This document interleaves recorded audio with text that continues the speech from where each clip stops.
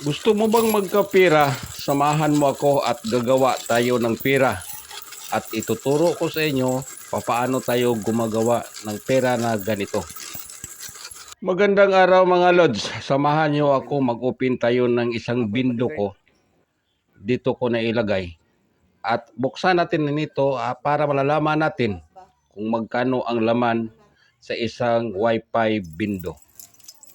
Ang Wi-Fi bindo na ito, ako rin ang gumagawa at dinidistribute ko lang sa mga bahay-bahay kung saan ang magandang paglagyan para magkakaroon sila ng sarili nilang internet connection.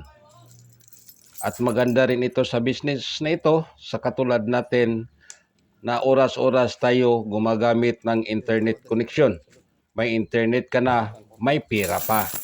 So isang buwan, isang bisis lang ako mag-open at ganito karami ang magiging laman niya sa isang Wi-Fi bindo. Tingnan nyo, ganito karami ang mga coins na mailaglag sa isang Wi-Fi bindo sa loob lang sa isang buwan. Kung meron kang bindo na 10 at saka 20, siguradong magkapira tayo. Di ba? Dahil ako lang din ang gumagawa sa bindo, kaya madali ako makapag-produce ng marami. Pero kung bibilhin naman ito, ang isang bindo, kung bibilhin niyo sa akin, nakakahalaga ng 10,000. Ganito ang pamaraan ko sa pagbilang sa pera. Dahil mahirap bilangin yung pera, lalo na yung coins, ang dami. Sa isang bindo ay hindi bababa sa 4,000.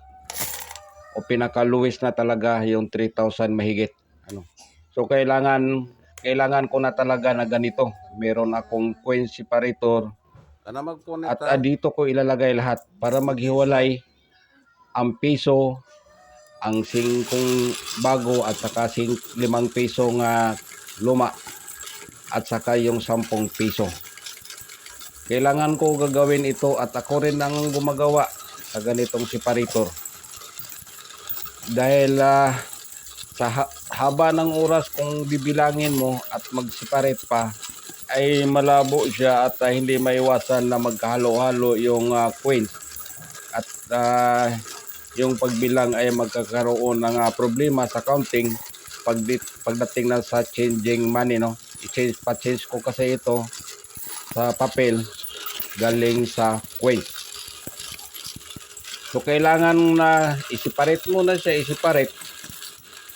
So kaya makikita nyo nalaglag yung mga piso, malaglag yung bagong 5 piso at saka yung 10 piso at sa lumang 5 piso magkahiwalay din. Pagkatapos natin na may segregate dito, saka natin ilalagay uli at bibilangin na naman siya isa-isa. Halimbawa, sa 5 piso ay i-set up mo ng 100 o 100 kasi may set up siya. Yung nakikita nyo pula, papakita ko sa inyo mamaya. Pag na-set up mo yan ng 100 din yung lalabas. So, ang gagawin mo na lang, 5 times sa 100 is equals 500. Kaya yan ang system ko sa pag-pack ng coins. Iba yung 5 piso, iba yung 10 piso, at saka iba yung tagwa 1 piso. So ang pack ko naman sa every 1 piso is 100 pesos, isang pack yun. At 5 piso, isang pack is 500.